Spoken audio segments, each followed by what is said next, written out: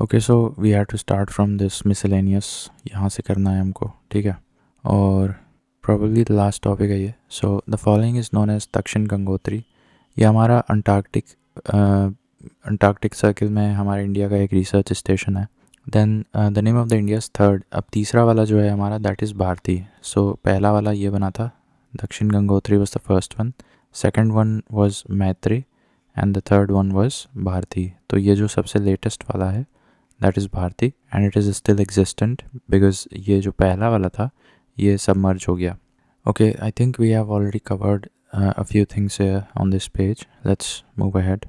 तो हाँ, यहाँ से करना था। Now, the Kailash Sacred Landscape Conservation and Development Initiative is a collaboration among these three nations. So, इसमें इंडिया आएगा, चाइना आएगा और नेपाल आएगा। मोटा ऐसे ही रट लो। कैलाश सेक्रेड लैंडस्केप कंजर्वेशन कौन से 3 देश मिलके करते हैं? तो ऑफ कोर्स इंडिया आएगा, फिर चाइना भी आएगा क्योंकि तिब्बत वाला इलाका है वो, और थोड़ा सा नेपाल भी जाएगा, ठीक है। तो इसका शॉर्ट में बता दे रहे हैं, Kailash sacred land conservation and development initiative. इतना 4 ही अक्षर काफ़ी है याद करने के लिए। Then vegetation is the true index of climate. This statement was given by Koppen, ठीक है। Then tsunami is the result of submarine earthquakes, ठीक है। Then the following is not correctly matched. Indian Institute of Forest Management, ये तुम्हारा देखो forest management वाला जो है ना वो कोलकाता में नहीं पड़ता है। Indian Institute of Forest Management ये कहाँ है? मेरे ख्याल से ये देहरादून में है। I will just quickly confirm that कि where is Indian Institute of Forest Management. So ये है, कहाँ पड़ता है ये? सो ये देखो यहाँ पे थोड़ा सा कन्फ्यूजन है। ये जो Indian Institute of Forest management है ये तुम्हारा भोपाल में है, ठीक है। Remember that. इस पे सवाल आया है इसीलिए इस मैगज़ीन में इसका जिक्र है। तो ये याद रखना, अब इसके बाद गलत मत करना। Indian Institute of Forest Management ये कहाँ पड़ेगा? दिस इज़ इन भोपाल, ठीक है। Indian Institute of Forest Management is in Bhopal. All right, then moving on. अब ये जो है ना, इससे हम कंफ्यूज कर दिए थे। FRI जो है, फॉरेस्ट रिसर्च इंस्टीट्यूट, वो है देहरादून में, whereas Indian Institute of Forest Management that is in Bhopal. Then अब ये देखो, Indian grassland and fodder research institute ये झांसी में पड़ेगा। सेंट्रल, इसको काजरी भी बोलते हैं, ये जोधपुर में पड़ता है। कजरी शॉर्ट में सीधे ऐसे भी पूछ सकता है, ऐसे लिख देगा और पूछेगा कि ये कहाँ, इसका हेडक्वार्टर कहाँ है। तो एक्चुअली दिस इज़, पहले तो इसका फुल फॉर्म याद होना चाहिए, central arid zone research institute. तो ये तुम्हारा जोधपुर में पड़ता है, ठीक है। तो इसका फुल फॉर्म याद होना चाहिए, central arid zone research institute. उसी तरह से इंडियन ये इसका फुल फॉर्म, ये इसको भी ऐसे लिख सकता है, IGFRI, ठीक है। तो this is nothing but Indian grassland and fodder research institute which is located इन झांसी। और फिर FRI इसको भी ऐसे डायरेक्टली लिख सकता है। सो that is nothing but forest research institute इन देहरादून। और इसके बाद लास्ट में ये इसको भी सीधे IARI लिख सकता है। खैर ये तो हमको पता है न्यू दिल्ली में है, ठीक है। Now moving on, the Indira Gandhi पर्यावरण पुरस्कार इज़ अवॉर्डेड एवरी ईयर। अब ये इंदिरा गांधी पर्यावरण पुरस्कार is awarded every year in for the significant contribution in the field of environment. Then the following pair is not matched correctly. अब ये जो साइलेंट वैली है ना, साइलेंट वैली मूवमेंट किसने, मतलब who was the leader of this silent valley movement? Of course Baba Amte was not, Baba Amte was in no way related to silent valley movement. तो ये दोनों पूछ लो कि पहले तो हम ये पूछेंगे कि विच movement was Baba Amte associated with. तो ये जो बाबा आमटे वाला है दैट इज़ ये नर्मदा वाला है, ठीक है। नर्मदा बचाओ आंदोलन से जुड़े हैं बाबा आमटे। तो साइलेंट वैली मूवमेंट से फिर कौन है, कौन जुड़ा है? तो उसके लिए who is the leader of silent valley movement. तो इसमें it was started, silent valley movement basically कोई पर्सन नहीं है। It was started by an NGO, or you can say a sort of an organization led by Kerala शास्त्र साहित्य परिषद। तो केरला शास्त्र साहित्य परिषद, इसके द्वारा ये मूवमेंट चलाई गई थी, साइलेंट वैली मूवमेंट, ठीक है। तो बाबा आमटे तो नर्मदा बचाओ आंदोलन से जुड़े हैं, where silent valley movement is associated with Kerala Shastra Sahitya परिषद। देखो यहाँ लिखा भी हुआ है, बाबा आमटे तो नर्मदा बचाओ आंदोलन से जुड़े हैं और मेधा पाटेकर भी जुड़ी हैं इसी से, नर्मदा बचाओ आंदोलन से। Then the full form of, ये तो पता है, national green tribunal. Then rally for valley, ये प्रोग्राम कहाँ से, rally for valley program in India was organized to highlight the problems of resettlement. तो रैली फॉर वैली ऐसे पूछ सकता है कि it's a movement related to what, मोटा मोटा तो रीसेटलमेंट को लेके ये मूवमेंट है rally for valley. Now the world habitat day that is observed every year in the first Monday of अक्टूबर. तो वर्ल्ड हैबिटेट डे को कब सेलिब्रेट किया जाता है, first Monday of October every year को वर्ल्ड हैबिटेट डे सेलिब्रेट किया जाता है, first Monday of October. Now with reference to the role of UN habitat in the United Nations programme working towards a better urban future, which of the statements is are correct. अब ये UN Habitat has been mandated by the United Nations General Assembly to promote socially and environmentally sustainable towns and cities to provide adequate shelter for all.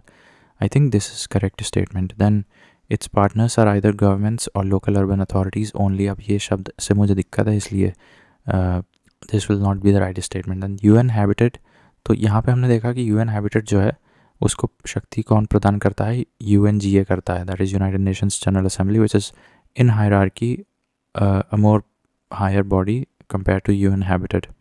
So UN General Assembly gives its delegated powers and responsibilities to UN Habitat क्या करने के लिए, sustainably environmentally sustainable towns and cities बनाने के मदद करने के लिए. Then UN Habitat contributes to the overall objective of United Nations system to reduce poverty and to promote access to safe drinking water and basic sanitation. ठीक है, इसका indirect objective ये भी है, safe drinking water as well as basic sanitation. तो ये दोनों option सही हैं, 1 and 3 जाएगा इसका. ठीक है. देन अब जैसे हमने देखा था कि world habitat day was celebrated as first Monday of every October, so that was world habitat day. Then world anti tobacco day कब पड़ता है, एंटी टोबैको डे, तो that is 31st of May, और you can simply remember the last day of the month May.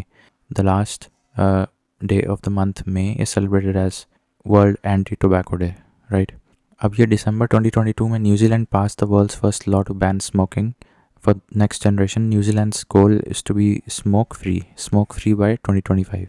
तो 2025 तो आ ही गया है, ये तो अभी हम 2025 के जनवरी में रिकॉर्ड कर रहे हैं, राइट? तो और ये प्रण कब लिया गया था, दिसंबर 2022 में लिया गया था न्यूजीलैंड के द्वारा, to be smoke free for the next generation by the year 2025. तो डेट भी इंपॉर्टेंट है और कंट्री भी इंपॉर्टेंट है कि कौन सा देश था, तो न्यूजीलैंड था. Now 19th of November is celebrated as world toilet day. ठीक है. देन अब ये देखो, इस बार के पीसीएस एग्ज़ाम में क्रोनोलॉजिकली अरेंज करने को काफ़ी पूछा गया था. अब 5 जून तो सबको पता है वर्ल्ड एनवायरनमेंट डे है. अभी मैंने देखा कि first Monday of October world habitat day है. ओजोन डे हम जानते हैं September 16th, and water day जानते हैं 22 मार्च. पॉपुलेशन डे भी जानते हैं हम लोग 11th of July, and earth day भी जानते हैं 22 अप्रैल. ठीक है. क्या बच गया, अब इसमें से हमको ये नहीं याद था, दैट इज़ 21 मार्च. सो 21 मार्च को आप ऐसे समझ लो कि इस दिन इक्विनॉक्स भी होता है. तो जिस दिन इक्विनॉक्स होता है उस दिन फॉरेस्ट्री डे मनाया जाएगा. ठीक है, फॉरेस्ट्री डे 21 मार्च. तो ये भी हो गया. चलो, इसके बाद ये सिटीज़ डे है. सिटीज़ डे, अब जैसे 31st of May को हमने क्या देखा था, एंटी टोबैको डे, तो उसी तरह से 31st of October को सिटीज़ डे याद रख लो. ठीक है, cities day 31st of October, right. हाँ. Then the prime minister of India, तो हो गए सारे. The prime minister of India launched Swachh Bharat mission officially on the Gandhi Jayanti. ये 2 अक्टूबर को लॉन्च किया गया था, 2014 को, I think 2nd of October. Then United Nations highest environmental honor, Champion of the Earth Award 2018 was conferred to Narendra Modi. अब ये 2018 का है, इतना इम्पोर्टेंट नहीं है, but United Nations highest environmental honour जो पहले तो इस अवार्ड का नाम देखो, चैम्पियन ऑफ द अर्थ. ठीक है, this is United Nations highest environmental prize या honour. So for the year 2024 who was awarded the United Nations highest environmental honour champion of the earth. अब ये माधव गडगिल हैं कोई, तो champions of the earth award to 6 environmental leaders को दिया गया था. एक को नहीं दिया था, कई लोगों को दिया गया था. तो उसमें ये हमारे इंडिया के जो हैं, ये Indian ecologist to receive the life time achievement award Gadgils, कोई गडगिल करके, माधव गडगिल. लेटेस्ट में इनको annual champions of the earth award दिया गया था. यूएन का ये हाईएस्ट एनवायरमेंटल ऑनर है for his seminal work in the Western Ghats, a global biodiversity hotspot. तो ये December 10th of 2024 को दिया गया था. ठीक है, माधव गडगिल. तो कमाल है, ये मैंने पढ़ा नहीं था. एनीवेज, तो यहाँ पे क्या लिखना है, माधव गडगिल, ठीक है, Madhav Gadgil. This was the name of the person who was awarded the champions of the earth award in December 2024.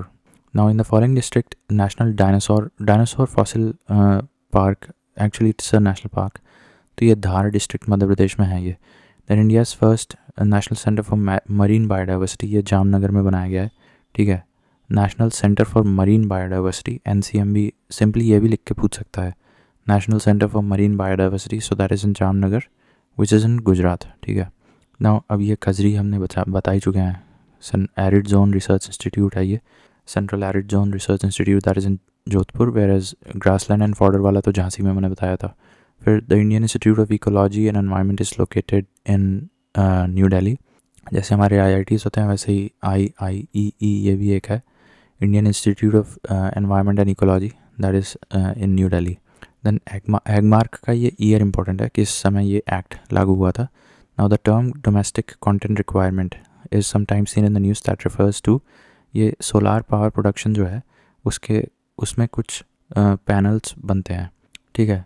तो उस पैनल का मैन्युफैक्चर इंडियन फर्म्स ही करें तो फिर उसको India, government of India procure कर लेगी with in the country, purchase कर लेगी. तो the panels must have domestic content requirement, ये उस लिहाज से बोला गया था. However this is a little biased as per the external foreign players, तो फिर वो वर्ल्ड ट्रेड ऑर्गेनाइजेशन में कंप्लेन किए थे इंडिया की. So developing solar power production in our country होना चाहिए, वही चीज़, ठीक है. In which of the scientific fields Borlaug award, तो ये एग्रीकल्चर में दिया जाता है. The following is the main component of natural gas, तो ये मेथेन होता है. The following is the national aquatic animal, ये गैंजेस डॉल्फिन होता है, ये इसका आई थिंक एंडेंजर्ड है, IUCN status. For weather science dispatch the following is used to fill balloons, तो ये हीलियम बलून्स का इस्तेमाल किया जाता है ऊपर भेजने के लिए to study weather phenomenon. Now why is a plant called prosopis juliflora often mention in the news. एक तो ये basically it tends to reduce the biodiversity in the area which it grows, ये नाइट्रोजन खींच लेता है, ठीक है. मतलब basically it's a carnivorous plant, ये वहाँ उगता है जहाँ पे नाइट्रोजन की कमी होती है और वहाँ पे फिर ये इंसेक्ट्स को खा लेता है, ठीक है, to fulfill its deficiency of nitrogen. Now, for the betterment of human life, the following step is important. ये कैसा सवाल है. If Landsat data for an area is received today, then the data for an adjacent area to its west will be available after a certain number of days at the same local time. ये कैसा सवाल है. Basically ये एक satellite है ये, और अगर वो डेटा दे रहा है, data about an area is received today, then data for an adjacent area to its west, it will be available on the same time but after a certain number of days, ठीक है. I think somewhat related to the rotation of the earth and the satellite's positioning. I'll read more on that. The following hurricane affected the northeastern and eastern coastal area of ये छोड़ो, latest वाले जो hurricanes आते हैं वही पूछे जाते हैं. तो असम, ये नेशनल पार्क काजीरंगा है, ये गुजरात में गिर है, ये कान्हा है. यहाँ पे क्या हमने देखा था, कान्हा नेशनल पार्क किसी चीज़ के लिए हमने पढ़ा था, खैर छोड़ो. Corbett is in Uttarakhand, I think this is the oldest national park, 1937. इसी साल में एगमार्क का भी एक्ट इनैक्ट किया गया था, अभी हमने ऊपर देखा था. The tree useful for prevention of dust pollution, अब ये सीता अशोक कहा जाता है, बेसिकली एयर पोल्यूशन को कम करता है, ठीक है. तो दैट इज़ बेसिकली डस्ट को कम करता है. Now seaweeds are the main important source of iodine, ये तो हम जानते ही हैं. अब ये बफलो भटवारी हम जानते हैं, काऊ जमुना परी ये बकरी की ब्रीड होती है, ये भी हम जानते हैं, और ये भी जानते हैं. सिंधी मुझे नहीं पता था कि काऊ की ब्रीड होती है, but Bhatwari, that is B for Bhatwari, B for buffalo, ठीक है. This is buffalo and Jamuna Pari is goat, ठीक है. Sindhi is cow. Now Ringelmann scale used to measure the density of fog, ये भी अच्छा सवाल है. Ringelmann scale, this is used to measure the density of fog. How many agreements are there in agenda 21, तो कुल मिला के 4 एग्रीमेंट्स हैं. अब ये भी पूछ सकता है उसमें कितने बाइंडिंग है कितने नॉन बाइंडिंग है, तो ये देख लेना. फ़िलहाल के लिए कितने एग्रीमेंट्स हैं, एजेंडा 21 में 4 हैं. Then with reference to Organisation for the prohibition of chemical Weapons, the following statements are correct. OPCW के लिहाज से, it monitors the chemical industry to prevent new weapons from emerging and it provides assistance and protection to states against chemical weapon threats. ठीक है, दोनों सही है। तो incoming threats में मेंबर पार्टीज़ को ये मदद भी करता है। ये organisation also it looks into the fact that the chemical corporations are not utilizing their resources in the manufacture of weapons, chemical weapons। ठीक है, तो ये संस्था बहुत इंपॉर्टेंट हो गई, organisation for the prohibition of chemical weapons. और ये कब बनी थी ये सब देख लेना। Then the following best describes the aim of green India mission of the government of India, restoring and enhancing the forest cover and responding to climate change by a combination of adaptation and mitigation measures। I think it is an old topic, you can skip that. Now, how is the National Green Tribunal different from the Central CPCB से ये different कैसे है? So the NGT provides environmental justice and helps reduce the burden of litigation in the higher courts, whereas CPCB promotes cleanliness of streams, wells and aims to improve the quality of air in the country। तो यहाँ पे बात justice की और judgement और penalties वगैरह जो it works as a judicial authority, लेकिन ये तो सिर्फ पॉलिसी फॉर्मेशन में ज़्यादा काम करता है। ठीक है, जबकि ये तो तुम्हारा जुडिशल सॉर्ट ऑफ जुडिशल से ऑर्गेनाइजेशन है। ऑलराइट, देन नीचे से देखते हैं। So among France, Italy, Sierra Leone, Singapore, the following country celebrate the national cleanliness day on the last Saturday of every month.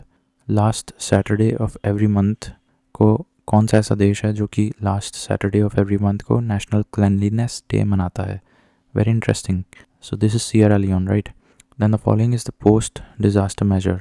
Reconstruction तो डिजास्टर के बाद ही करोगे ना। Then the following statements are true. So natural disasters cause maximum damage in the developing countries, yes. And Bhopal gas tragedy was man made, yes. And mangroves reduce the impact of cyclones, yes. Now what is that? ये क्या है कि functions of development of disaster management knowledge cum demonstration centres, Srijan. तो ये क्या basically disaster management knowledge cum demonstration centre सृजन है ये। Creating knowledge cum demonstration centres, creating awareness and providing local need based information.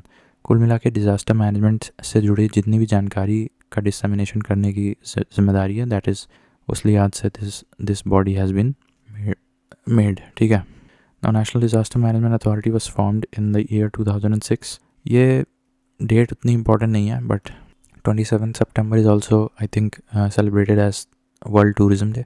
तो याद कर सकते हो कि उसी दिन तुम्हारा नेशनल डिज़ास्टर मैनेजमेंट अथॉरिटी बनाई गई थी in the year 2006, right. Then the disaster management act however was made 1 year before that in the year 2005। And NIDM का हेडक्वार्टर तुम्हारा न्यू दिल्ली में है, जस्ट लाइक तुम्हारा अभी हमने ऊपर देखा था Indian Institute of environment and ecology, वो भी न्यू दिल्ली में था ना। कहाँ गया? IE करके था ये, Indian Institute of Ecology and environment, that was also in New Delhi, right. और एक ये था national centre for marine biodiversity, that was in Jamnagar, Gujarat. फिर उसी तरह से ये क्या है, सो डिस्ट्रिक्ट डिज़ास्टर मैनेजमेंट अथॉरिटी, इसका हेड कौन होता है? ये होता है, ठीक है।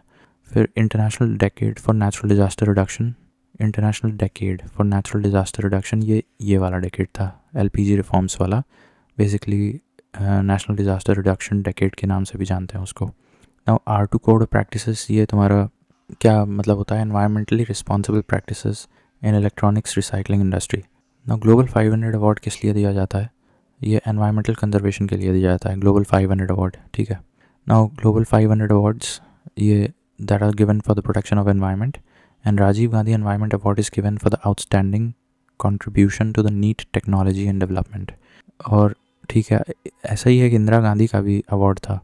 नाउ प्रेस्टिजियस टाइलर प्राइज़, ये किस लिए दिया जाता है? Again environmental. तो देखो यहाँ पे टाइलर प्राइज़ हो गया, ठीक है, ये एनवायरनमेंट के लिए दिया गया। फिर ग्लोबल 500 ये भी तुम्हारा एनवायरनमेंट के लिए दिया गया था। फिर यहाँ पे एक राजीव गांधी था, राजीव गांधी एनवायरनमेंट अवार्ड था, ठीक है, ये भी समझ में आ रहा है। और ऊपर एक इंदिरा गांधी करके भी था, अभी तो मिलेगा नहीं, अब कहाँ गया? हाँ, इंदिरा गांधी पर्यावरण पुरस्कार is awarded every year for significant contribution to the field of environment, ठीक है। तो ये भी यहाँ लिख सकते हो, इंदिरा गांधी पर्यावरण पुरस्कार, इंदिरा गांधी पर्यावरण पुरस्कार, ठीक है। तो 1 2 3 4 Tyler prize, global 500, Rajiv Gandhi environment award and Indira Gandhi पर्यावरण पुरस्कार अवार्ड, ये सारे के सारे एनवायरनमेंट के क्षेत्र में दिए जाते हैं। Alright, then I think this is the last page of the book. So among New Zealand, Australia, Nepal and Austria, the following has been recognized as mega diverse country. So Australia is a mega diverse country. The following is called Graveyard of Dinosaurs. तो ये USA में है, Montana. This place is also called as the Graveyard of Dinosaurs. Now Ecomark की बात करें, so this was launched in 1991 to encourage consumers to buy products of less harmful environmental impact. The following consumer products is not notified under this scheme. तो drugs and antibiotics तो बहुत ज़रूरी चीज़ होती है, essential होता है, उसको फिर एनवायरनमेंट के लिहाज से नहीं देख सकते, क्योंकि जब जान पे आती है तो फिर एनवायरनमेंट भाड़ में जाए. हालांकि ये इस सवाल में इम्पॉर्टेंट है कि इको मार्क स्कीम जो है, इको मार्क स्कीम कब ले आई गई थी. सो ये 1991 में ले आई गई थी. The same year when the decade of disaster management reduction decade 1991 से 2000 तक मनाया जाता है. Now with reference to pre packaged items in India, it is mandatory for the manufacturer to put the following information on the main label as per the Food Safety and Standards Packaging and Labeling Regulations 2011. एक तो ingredients बताना पड़ेगा, including the additives, nutritional information, vegetarian and non-vegetarian. तो basically 3 चीज़ें हैं, in fact 4 चीज़ें हैं. तुम्हारा additives हो गया, ठीक है, फिर ingredients हो गया, 2 चीज़ ये हो गई, फिर vegetarian है या non-vegetarian है ये हो गया, और एक है न्यूट्रिशनल इन्फॉर्मेशन, ठीक है. तो ये 4 चीज़ें तुम्हें बतानी पड़ेगी. ये कौन सा कोई रूल है ऐसा कि FSSAI 2011 में आया था, 2011 के FSSAI rules. Now the Indian scientist is recognised by UNEP as the father of economic ecology. Father of economic ecology किसको बोलते हैं? MS स्वामीनाथन को बोलते हैं, ठीक है. यही हरित क्रांति वाले में भी जाएंगे, बट इनको UNEP ने रिकग्नाइज़ किया as the father of economic ecology as well. Now, Bombay Natural History Society, the following statements are correct. It strives to conserve nature through action-based research, education and public awareness. It organizes and conducts natural trails camps for the general public. So basically, psychological and informational awareness फैलाने का काम करता है Bombay Natural History Society. I think it is a non-profit organization. और the following is the evergreen fruit plant. अब ये लोक्वेट क्या होता है?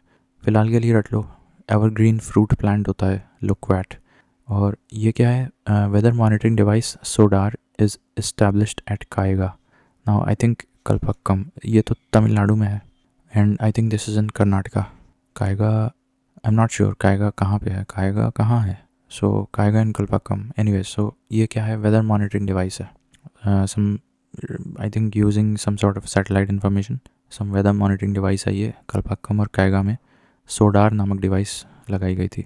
नाउ ये विंटर लाइन एक नेचुरल फिनोमेना है जो मसूरी में देखने को मिलता है, ठीक है, winter line. Now the glaciation of peninsular India occurred during the following ice age. तो ये प्लीस्टोसीन को हम लोग आइस एज भी बोलते हैं.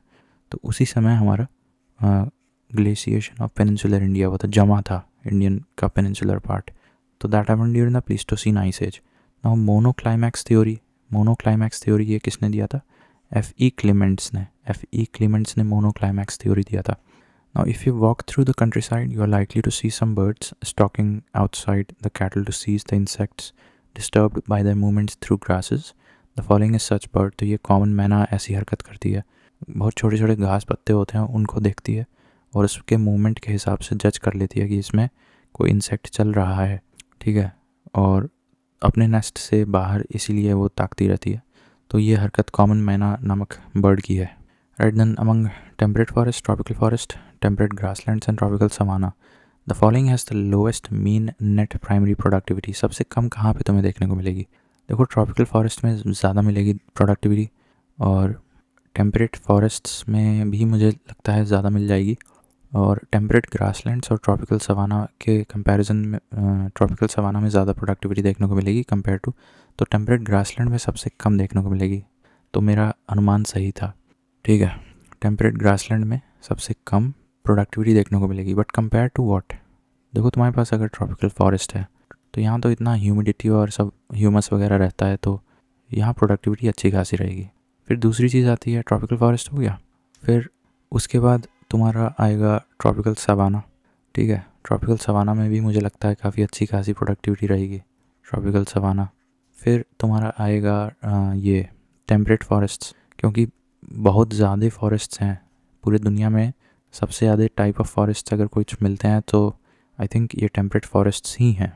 और लास्ट में जाके तुम्हारा आएगा टेम्परेट ग्रासलैंड, और यहीं पे तुम्हारा सबसे कम प्रोडक्टिविटी होगा। टेम्परेट ग्रासलैंड में तुम्हारा इन चारों में सबसे कम प्रोडक्टिविटी होगा। Now the marine National park, ये तुम्हारा गल्फ ऑफ कच्छ में है, एंड भितरकनिका ये तो उड़ीसा में पड़ता है, ठीक है, और ये वर्ल्ड हेरिटेज साइट में भी इंक्लूडेड है। अब ये बात कर रहे हैं नामदफा अरुणाचल प्रदेश में है, wild life sanctuary Bandipur Karnataka में है, पेरियार केरला में है, यहाँ एलिफेंट्स मिल जाते हैं बहुत, ठीक है, वाइल्ड एशियन एलिफेंट्स, और लामजाओ ये मणिपुर में है, Keibul Lamjao. Then the 5 rhino range nations who signed a declaration, the New Delhi declaration on Asian rhinos are India, Nepal, Malaysia, Indonesia and Bhutan. तो ये इम्पॉर्टेंट है, न्यू दिल्ली में एक डिक्लेरेशन हुआ था एशियन राइनोज के लिए, 2019 में साइन किया गया था, पुराना हो गया है बट स्टिल इम्पॉर्टेंट है, बिकॉज यहाँ पे इंडिया आता है, नेपाल आता है, मलेशिया आता है, इंडोनेशिया आता है और भूटान आता है, ठीक है। तो इंडिया के नेबरिंग कंट्रीज़ में कौन कौन से देश आएंगे? इंडिया है, नेपाल है और भूटान है। इसके अलावा मलेशिया और इंडोनेशिया आ जाएगा। तो ये 5 देश मिलके ये एशियन राइनोज कंजर्वेशन के लिए न्यू दिल्ली में डिक्लेरेशन साइन किए थे 2019 में। Now the following state have the maximum area under the teak forest. देखो वैसे वर्ल्ड में देखा जाए तो म्यांमार में है, लेकिन इंडिया में देखा जाए तो एमपी में सबसे ज़्यादा टीक फॉरेस्ट मिलेगा। Now recently there was growing awareness in a country about the importance of Himalayan nettle. अब ये हिमालयन नेटल क्या होता है? Because it is found to be a sustainable source of textile fibre. कापड़ उद्योग में जो कपड़े का तुम सामग्री ले आते हो, बेसिकली वो हिमालयन नेटल नामक एक वृक्ष से ले सकते हो, और ये उतना हार्मफुल नहीं है, मतलब इसको सस्टेनेबली ले सकते हैं और वापस से उगा भी सकते हैं। तो हिमालयन नेटल को बस इससे एसोसिएट कर लो, it produces sort of textile fibre in the textile industry. Then the world's most problematic aquatic weed. अब ये प्रॉब्लमेटिक है, ठीक है, एक्वेटिक वीड है जो कि प्रॉब्लमेटिक है, तो इसका नाम है Eichhornia aquatic weed, very invasive aquatic weed Aishornia.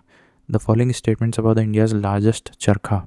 It was inaugurated in Noida and it is made of used plastic waste. ठीक है, तो एक तो नोएडा याद रखो, और ये यूज्ड प्लास्टिक वेस्ट से बना है इंडिया का लार्जेस्ट चरखा। Now how many Indian beaches have been recommended for the blue flag certification recently? 8 हैं, बट अभी ये क्या होता है ब्लू फ्लैग सर्टिफिकेशन, इसके बारे में और देख लेना। Blue flag certification global level पर रिकग्निशन मिल जाता है, तो मतलब तुम्हारा इन्वायरमेंटली वो बीच काफ़ी क्लीन है, सस्टेनेबल है। तो हमारे इंडिया में ऐसे 8 बीचेस को ब्लू फ्लैग सर्टिफिकेशन दिया गया है बीचेस को। नाउ मिट्टी बचाओ मूवमेंट, ये तुम्हारा मध्य प्रदेश होशंगाबाद से स्टार्ट किया गया था, ठीक है। ओजोन डे हम जानते हैं 16 सितंबर, और अब देखो WHO बनाया गया था तुम्हारा 7 अप्रैल 1948, तो और सेंट्रल वाटर कमीशन का बनाया गया था 1945 में, ठीक है। WHO 7 अप्रैल 1948। Alright, then in the context of WHO air quality guidelines the following statements are correct. So 24-hour mean PM 2.5 should not exceed 15 microgram per meter cube, and the annual mean PM 2.5 should not exceed 5 microgram per meter cube. Excessive ozone in the air can trigger asthma. तो ozone, tropospheric ozone अगर बढ़ जाती है तो उससे asthma हो जाता है, ठीक है। और देखो डेली का अगर देखा जाए तो डेली मीन कितना होना चाहिए? ये तुम्हारा 15 microgram per metre cube volume of air में होना चाहिए पार्टिकुलेट मैटर PM 2.5, इससे ज़्यादा नहीं होना चाहिए अकॉर्डिंग टू WHO। और एनुअल मीन क्या है for a similar value? Annual mean for particulate matter 2.5 तुम्हारा 5 माइक्रोग्राम्स पर मीटर क्यूब ऑफ एयर में से ज़्यादा नहीं होना चाहिए। तो ये तुम्हारा गाइडलाइन है by WHO air quality guidelines. एक बार फिर से बताते रहें, लोक्वाट क्या था? एक टेम्परेट एवरग्रीन फॉरेस्ट, नहीं फ्रूट था, कहाँ गया लोक्वाट? कहीं तो देखा था अभी यहाँ लोक्वाट, अब मिलेगा नहीं। It's a evergreen fruit plant that is loquat. और ये जो सोडार है ना, ये वेदर मॉनिटरिंग डिवाइस है using satellite, so that is installed in Kaiga and Kalpakkam, ठीक है। और यहाँ विंटर लाइन फिनोमिनन मसूरी में देखने को मिलता है। और मोनोक्लाइमैक्स थ्योरी ये क्लीमेंट्स ने दिया था, एफी क्लीमेंट्स। पेनिनसुलर पार्ट हमारा ग्लेशिएशन से गो थ्रू किया था during the Pleistocene ice age, and common myna का हमने बता दिया। एम एस स्वामीनाथन को फादर ऑफ इकोनॉमिक इकोलॉजी भी बोलते हैं एज पर UNEP। और FSSAI के स्टैंडर्ड्स के हिसाब से 4 चीज़ों का जिक्र करना ज़रूरी है फूड पैकेजिंग लेबलिंग वालों को। एक तो एडिटिव्स क्या हैं, इंग्रेडिएंट्स क्या हैं, वेजिटेरियन है कि नॉन वेजिटेरियन है, और न्यूट्रिटिव इन्फॉर्मेशन। 4 चीज़ें हैं ये as per FSSAI 2011 rules. Eco mark तुम्हारा ये 1991 में आया था, विच doesn't apply on drugs and antibiotics. The following is graveyard of dinosaurs, USA में मॉन्टेना नामक जगह है, और ऑस्ट्रेलिया और न्यूजीलैंड में कौन सा है मेगा डाइवर्स, तो ऑस्ट्रेलिया है, ठीक है। और सबसे कम प्रोडक्टिविटी कहाँ पे मिलेगी, tropical forest, tropical savanna, temperate forest, temperate grassland. इन सभी में टेम्परेट ग्रासलैंड में सबसे कम प्रोडक्टिविटी मिलेगी। Marine National Park Gulf of Kutch में मिलेगा। और यहाँ पे राइनो विजन 2019 वाला था एशियन राइनो कंजर्वेशन के लिए। और ये टीक ट्रीज सबसे ज़्यादा इंडिया में MP में मिलते हैं। हिमालयन नेटल तुम्हारा वृक्ष है जिससे कि तुम नेचुरल टेक्सटाइल फाइबर प्राप्त कर सकते हो। सबसे ज़्यादा खतरनाक इन्वेजिव प्रॉब्लमेटिक एक्वेटिक वीड ये इशोर्निया है, Eichhornia. And India's largest charkha that is installed in Noida and it is made of used plastic waste. Blue flag certification जो हमारे बीचेस को मिलता है वो 8 बीचेस को दिया गया है। और WHO की स्थापना हुई थी 7 अप्रैल 1948। एनुअल पार्टिकुलेट मैटर 2.5 कितना होना चाहिए, कितने से कम होना चाहिए, 15 microgram per metre cube of air. और डेली का कितना है, 5 microgram per metre cube of air, ठीक है। और ये एक सृजन था, वो डिज़ास्टर मैनेजमेंट अवेयरनेस फैलाने के लिए था सृजन, ठीक है। इसके अलावा एक पॉइंट रह गया था यहाँ पे, which section of the Disaster Management Act 2005 empowers the governor of a state to establish a state disaster management authority। तो ये सेक्शन 14 है, एक section 14 of the disaster management act 2005 जो कि governor of a particular state को अधिकार देता है कि वो स्टेट डिज़ास्टर मैनेजमेंट अथॉरिटी का गठन कर सके। So that was all. एक ये है organisation for prohibition of chemical weapons, ठीक है, तो ये भी अच्छी संस्था थी एक। और क्या देखा था हमने, decade for natural disaster reduction 1990 से 1999। और रिंगलमैन स्केल देखा था, that was for the fog, ठीक है। फिर Tyler prize global 500, Rajiv Gandhi environment award और इंदिरा गांधी पर्यावरण पुरस्कार, ये सारे थे। और ठीक है, I think that is all right. ये एक देख लो, एक National centre for marine Biodiversity Gujarat Jamnagar. और Silent valley movement, it was started by an NGO headed by Kerala Shastra Sahitya Parishad, ठीक है। Baba Amte was related to Narmada Bachao Andolan, similar to Medha Patkar was also related to the same Narmada Bachao Andolan. Rally for valley, ये resettlement एक programme initiative था। और world habitat day 1st Monday of October and Sierra Leone last Saturday of every month is celebrated as National Cleanliness Day। Madhav Gadgil को अभी 2024 का champions of earth award दिया गया है, राइट। और इसमें याद करना था 31 मई एंटी टोबैको डे एंड 31 अक्टूबर सिटीज़ डे, शहरों का दिवस, ठीक है। और March 21 that was forestry day, ठीक है, वर्ल्ड फॉरेस्ट्री डे। और world toilet day that was 19 नवंबर। और न्यूजीलैंड स्मोक फ्री बाय 2025, ये प्रण लिया था उन्होंने दिसंबर 2022 में, राइट। और Indian Institute of Forest management, this is in Bhopal. And अब ये basically Kailash sacred landscape conservation initiative 3 देशों ने मिलकर लिया था, इंडिया, चाइना और नेपाल ने, ठीक है। तो ये हो गया ख़त्म।